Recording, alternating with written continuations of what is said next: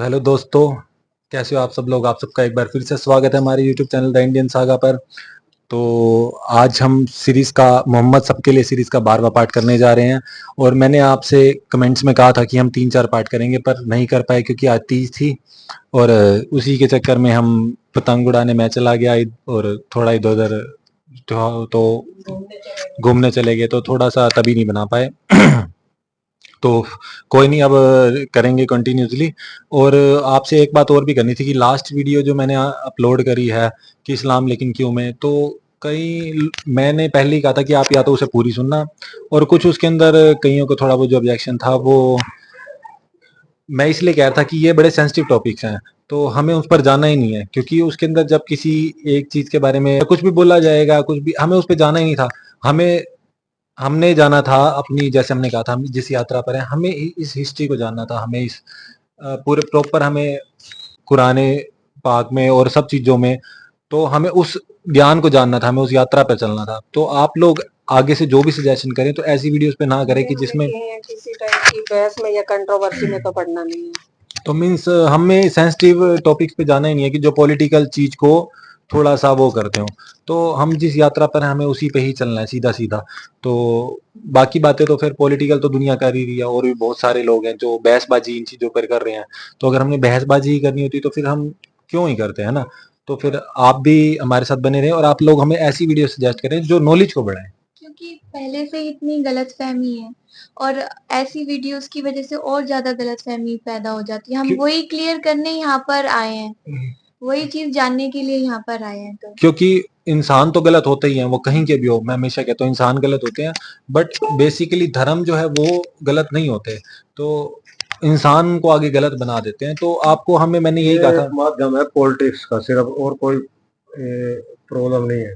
ये पॉलिटिक्स का ही सब तरह चक्कर है। तो मैं यही कह रहा हूँ कि हमें इन चीजों में पढ़ना ही नहीं है, क्योंकि दुनिया इन चीजों में पड़ी हुई है। तो हमें तो उस चीज पे ही जाना है जो हमें नॉलेज दे रही हो।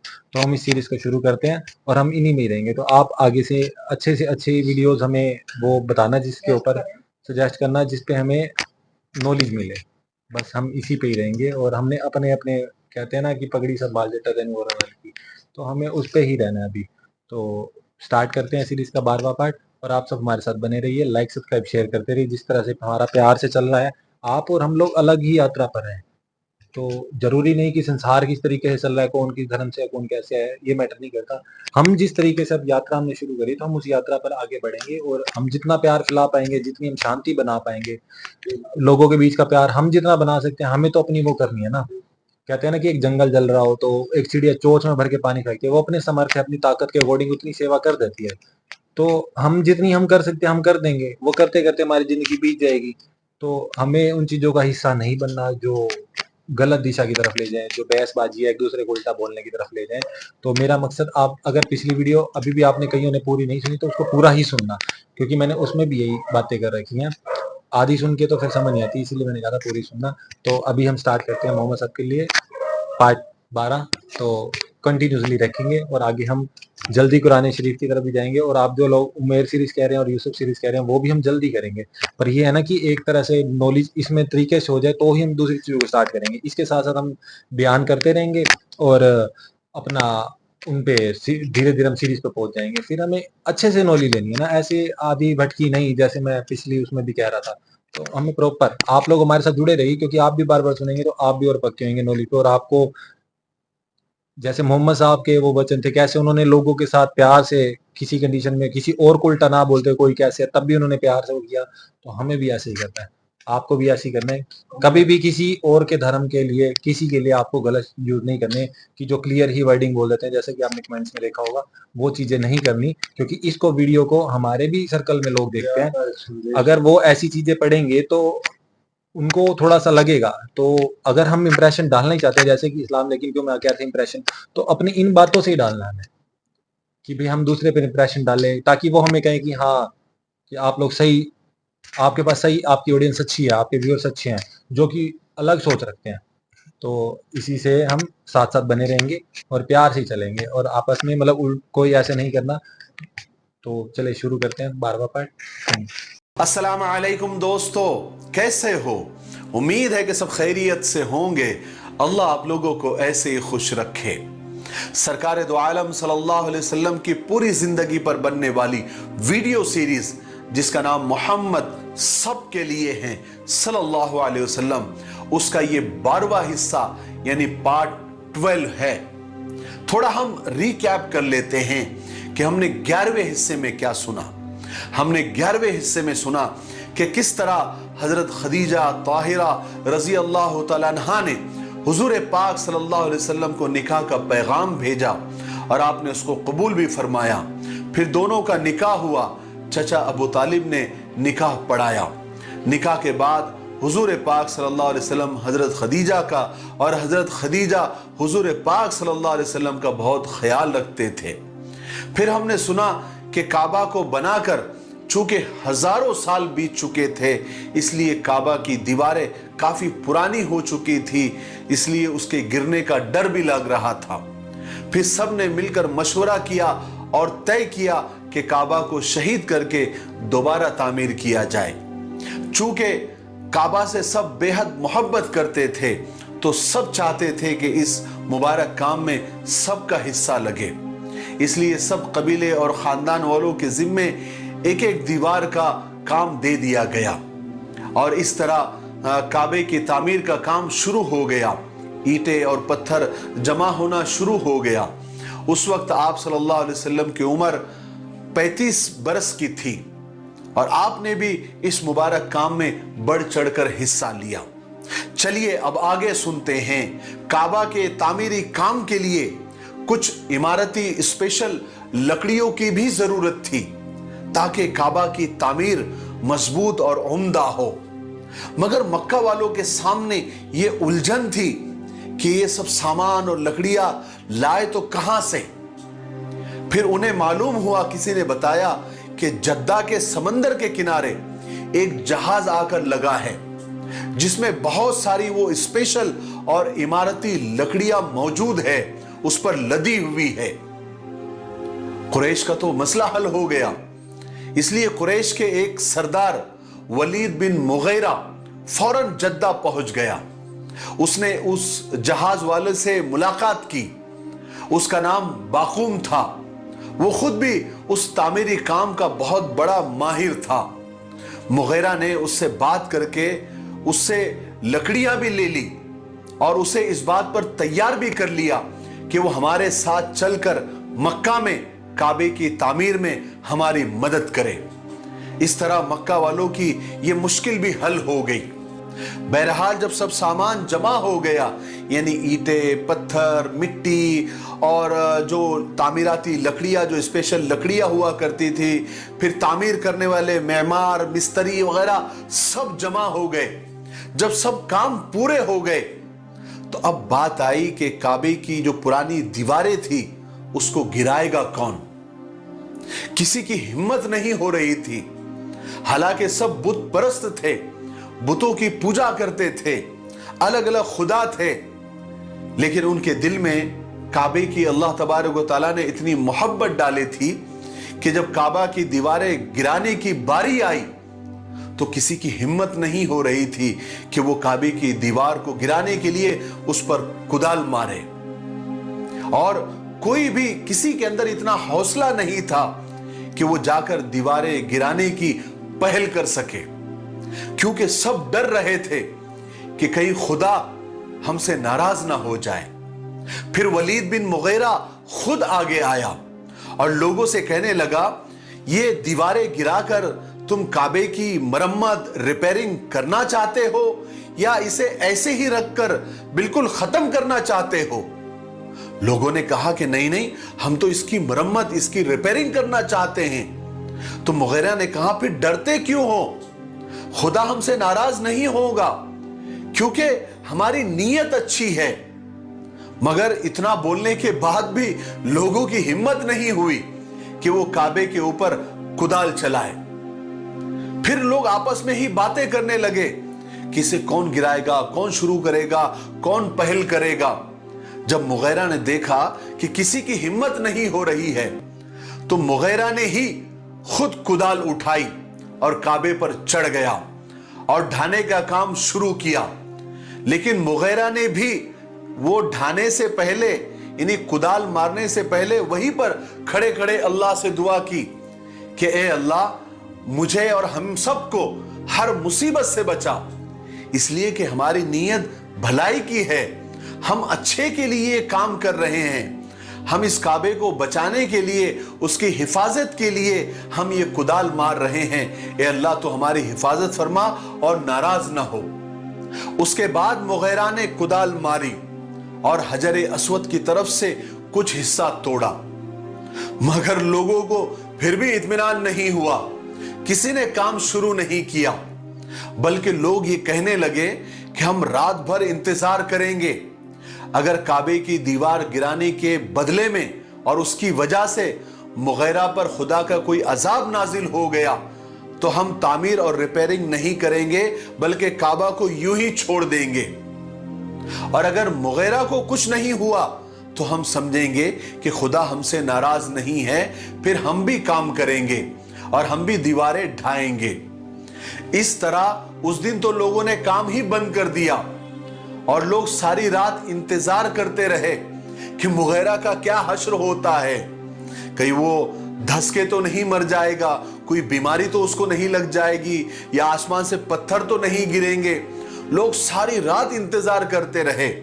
आखिर रात गुजर गई, सुबह लोगों ने देखा कि मुगैरा तो बिल्कुल सही सलामत है, अच्छा भला है।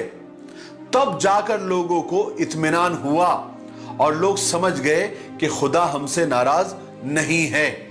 अब लोगों ने खुशी खुशी काबे को तोड़ना शुरू किया, यहां तक कि वो बुनियाद, वो निशानियां नजर आ गई जहां से इब्राहिम अलैहिस्सलाम ने काम शुरू किया था। वहीं से लोगों ने दीवारें उठानी शुरू कर दी। इस काम में सब कबीले वाले और मक्का के सारे लोग उसमें हिस्सा तो ले ही रहे थे, लेकिन खास करके वो बाकूम और एक किप्ती बड़ई यानी मिस्त्री भी उनकी मदद कर रहे थे। आखिर कुछ ही दिनों में काबा की चारों दीवारें काफी ऊंची हो गई। अब मसला आया हजरे अस्वद को उसकी जगह पर रखने का। इस पर मक्का वालों में जबरदस्त झगड़ा हो गया, क्योंकि हजरे अस्वद रखना एक बहुत बड़ी सादत, फख्र और इज्जत की बात थी। इसलिए हर शख्स चाहता था कि ये इज्जत वो हासिल करे या उनके कबीले वाले या उनके खानदान वाले हासिल करें। अब इस झगड़े की वजह से सारे काम बंद हो गए, लोग आपस में ही लड़ने लग गए और झगड़ा इतना बड़ा कि तलवारें निकल गई। लोग एक दूसरे के खून के प्यासे हो गए। बनी अब्दुद्दार और बनी अदी, इन दोनों कबीलों ने झगड़े को और ज्यादा बढ़ा दिया, बल्कि उन दोनों खानदानों ने आपस में अहद लिया कि जो भी खानदान, जो भी कबीला हजर अस्वद को हाथ लगाएगा तो हम उससे जंग करेंगे। यहां तक कि बनी अब्दुद्दार ने यानी उस कबीले ने एक बड़े बर्तन में खून भरकर लेकर आ गए और दोनों खानदानों ने उसमें हाथ डुबो दिए और कस्में खाई कि जो भी आएगा और हजर अस्वद को हाथ भी लगाएगा तो हम उसे मौत के घाट उतार देंगे। मामला इतना बढ़ गया, इतना खून रेज हो गया कि किसी के कुछ समझ में नहीं आ रहा था कि क्या किया जाए। आखिर एक शख्स जिसका नाम अबू उमैया बिन मुगैरा था वो खड़ा हुआ। उस वक्त तो वो शख्स कुरैश का सबसे बूढ़ा और उम्र दराज आदमी था। सब लोग उसकी बेहद इज्जत करते थे। उसने हरम में खड़े होकर सब लोगों से कहा कि ऐ कुरैश के लोगों, तुम आपस में मत लड़ो। मैं एक आपको राय देता हूं, एक सजेशन देता हूं। एक काम करो, जो भी शख्स कल सुबह यानी सबसे पहले बाबे सफा जो हरम का दरवाजा था, उस दरवाजे से हरम में सबसे पहले दाखिल होगा, उसके हवाले ये फैसला, ये झगड़ा कर दो, और जो वो फैसला करे उसको तुम लोग सब मान लो। सब लोगों को उस बूढ़े शख्स की ये बात बेहद पसंद आ गई और सब इस बात पर तैयार हो गए। सब ने इत्तेफाक कर लिया। उसके बाद लोग सुबह का इंतजार करने लगे कि कौन उस दरवाजे से सबसे पहले दाखिल होता है। फिर जब लोगों ने देखा कि सबसे पहले हुजूर पाक सल्लल्लाहु अलैहि वसल्लम उस दरवाजे से दाखिल हुए, लोगों ने आपको देखा तो देखते ही सब खुश हो गए और पुकारने लगे, अरे ये तो मोहम्मद अमीन है, ये तो मोहम्मद अमीन है, हम मोहम्मद अमीन के हर फैसले पर राजी है। जब हुजूर पाक सल्लल्लाहु अलैहि वसल्लम करीब पहुंचे तो लोगों ने हुजूर पाक सल्लल्लाहु अलैहि वसल्लम को सारा मैटर, सारा मामला सुनाया। आपने पूरे ध्यान से सारी बातें सुनी और फरमाया कि जल्दी से एक कपड़ा, एक चादर लेकर आओ। फौरन एक कपड़ा लाया गया, एक चादर लाई गई। आपने चादर बिछाई, हजर अस्वद को अपने हाथों से लिया और कपड़े के बीचों बीच रख दिया और फरमाया कि अब हर कबीले का एक एक सरदार आगे आ जाओ और एक एक चादर का कोना पकड़ लो। हर कबीले का जो लड़ रहे थे आपस में, हर कबीले का एक एक सरदार आगे आया और सबने चादर का कोना पकड़ा और हजर अस्वद को उठाया और फिर जहां रखना था, जहां लगाना था, हजर अस्वद को लगा दिया। सब लोग इस तरकीब से और हुजूर पाक सल्लल्लाहु अलैहि वसल्लम की इस हिकमत अमली से सब बहुत खुश हो गए और इस तरह एक बहुत बड़े झगड़े का खात्मा और दी एंड हुआ। उसके बाद लोगों ने अपना काम शुरू कर दिया और काबे का जो बचा कुचा काम था उसको मुकम्मल करने में और कंप्लीट करने में लग गए। इस तरह हुजूर पाक सल्लल्लाहु अलैहि वसल्लम के इस फैसले ने मक्का को एक बहुत बड़ी मुसीबत से बचा लिया। आपकी सच्चाई और इंसाफ सारे मक्का में इतना मशहूर था कि जिस शख्स का भी झगड़ा होता वो उसे चुकाने के लिए, उसे सॉल्व करने के लिए, हल करने के लिए हुजूर के पास आता और आप जो फैसला करते वो इतना अच्छा होता कि सब लोग मान जाते और यकीन रखते कि मोहम्मद अमीन किसी के साथ नाइंसाफी कर ही नहीं सकते। इस तरह ये सारे झगड़ों के बीच काबे की तामीर मुकम्मल हुई। आप सबकी मालूमात के लिए बता दूं कि काबे की तामीर टोटल 5 बार हुई। सबसे पहले हजरत आदम अलैहिस्सलाम ने तामीर किया, उसके बाद हजरत नूह अलैहिस्सलाम के जमाने में पानी का तूफान आया और काबे का नामो निशान भी बाकी नहीं था। फिर हजरत इब्राहिम और हजरत इस्माइल अलैहिस्सलाम ने अल्लाह के हुक्म से और हजरत जिब्राइल अलैहिस्सलाम के बताए हुए निशानात पर दोबारा काबे की तामीर की। तीसरी बार हुजूर पाक सल्लल्लाहु अलैहि वसल्लम को नबूवत मिलने से 5 साल पहले, यानी जब हुजूर पाक सल्लल्लाहु अलैहि वसल्लम 35 साल की उम्र के थे तब तामीर हुआ, जिसका किस्सा अभी अभी हमने सुना। चौथी बार अब्दुल्ला बिन जुबैर ने इसको शहीद करके चौथी बार तामीर किया और 5वीं बार हज्जाज इब्न यूसुफ ने इस काबे को तामीर किया। मुझे उम्मीद है कि आपको काबे से मुताल्लिक बहुत सारी नई नई बातें आज मालूम हुई होगी। आज के लिए इतना काफी है, हम यहीं पर रुकते हैं क्योंकि वीडियो अब ज्यादा लंबा हो रहा है।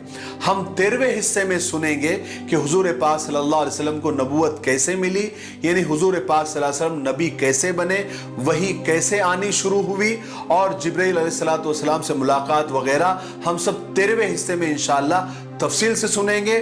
तब तक आप अपने वादे पर कायम रहें। इन वीडियो सीरीज की वीडियोस को आप ज्यादा से ज्यादा शेयर करें और अपने लिए सवाब जारिया बनाएं और खास करके नौजवानों में इन वीडियोस को शेयर करें ताकि वो रसूल पाक सल्लल्लाहु अलैहि वसल्लम की जिंदगी के और सीरत मुबारका के और करीब आए और आप सल्लल्लाहु अलैहि वसल्लम को करीब से जाने और आप सल्लल्लाहु अलैहि वसल्लम की जिंदगी को और आप सल्लल्लाहु अलैहि वसल्लम को अपना हीरो, अपना आइडियल बनाएं और उनकी तरह ही जिंदगी गुजारने की वो कोशिश करें।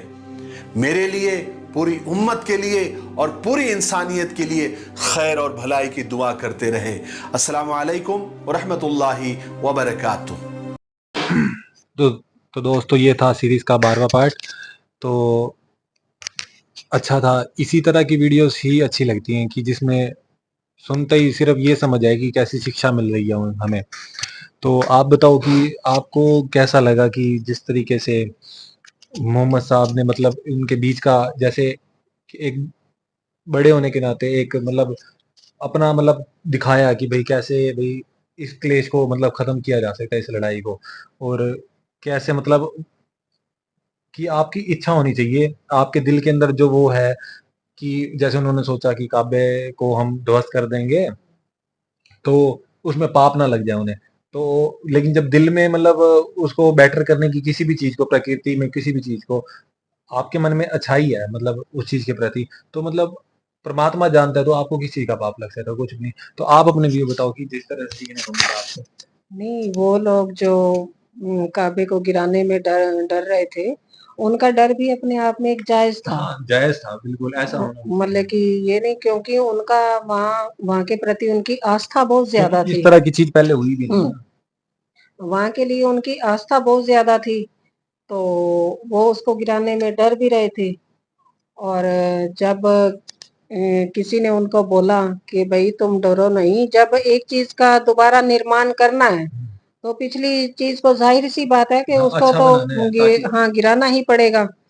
तो उन्होंने खुद पहले ऊपर चढ़ के उन्होंने कुदाल उठाई और जो भी है वहां से तोड़ा। और उसके बाद लोगों के मन में फिर भी भय रह गया कि नहीं भाई, अभी तो देखते हैं इसके ऊपर कोई मुश्किल ना आ जाए, कोई लेकिन मुसीबत ना आ जाए। करने वाले का कॉन्फिडेंस कैसा था? जिसने स्टार्ट करी उसका जिसने कॉन्फिडेंस स्टार्ट देखो किया, कि उसे विश्वास था। पता क्या होता है कि हर विश्वास तो हर इंसान करता है, लेकिन उस विश्वास के ऊपर कायम रहना ये एक अलग चीज होती है। तो वो बंदा अपने विश्वास के ऊपर कायम था। और मान लो उसको कुछ हो भी जाता तो वो पहले ये भी अपने आप में सोच चुका होगा हाँ, कि मान लो कोई, लेकिन वो अल्लाह की राह में, परमात्मा की राह में अगर चल पड़ा है तो उसको करना था। और उसके बाद वो झगड़ा मिटा तो एक नया झगड़ा शुरू हो गया कि वो वहां नहीं स्थापना कौन करेगा, नहीं वहां की स्थापना करने के लिए।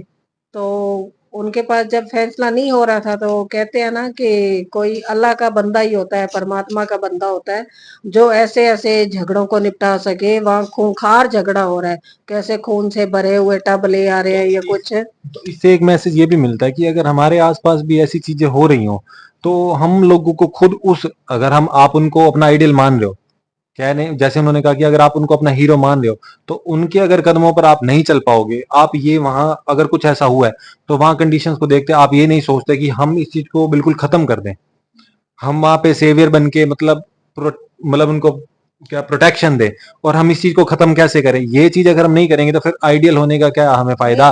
तो उन्होंने भी क्या किया, अगर उनके ऊपर बागडोर छोड़ी कि जो भी आप कहोगे वही करेंगे। अगर उनके दिल में भी होता कि शायद मेरी इज्जत होएगी हमेशा के लिए, मैं खुद ही वो स्थापना कर दूं, लेकिन नहीं, उन्होंने मतलब कि वहां जितने भी वर्ण के लोग आपस में एक दूसरे के जानी दुश्मन बने हुए हैं, तो कबीले के, उन्होंने कैसे किया कि एक दूसरे के साथ उनको मिला दिया।